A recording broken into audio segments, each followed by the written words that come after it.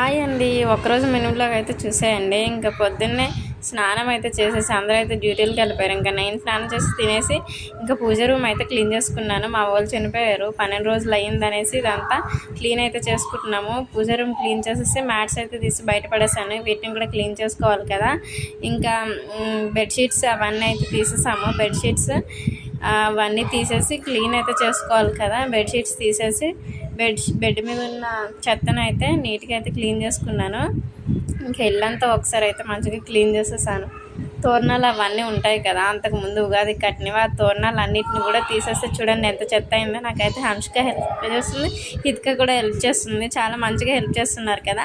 ఇంకా మార్నింగ్ తిన్న గిన్నెలు ఉంటే కొన్ని గిన్నెలను ఆ గిన్నెలను తోమేసి అన్నము అవన్నీ వేరే బాక్సుల్లోకి తీసుకొని వాటిని కూడా తోమేసి మంచిగా అయితే కడుక్కొని అక్కడైతే పెట్టేశాను. ఇంకా మాప్ అయితే పెట్టేసుకున్నాను. మాప్ పెట్టేటప్పుడు ఆ వాటర్లోనే పసుపు గడ్డపు అయితే వేసుకున్నాను. బెడ్షీట్స్ తీసాను కదా, ఆ బెడ్షీట్స్ అయితే పరుచుకున్నాను. ఫుల్ వీడియో కింద ఇస్తాను చూసేయండి.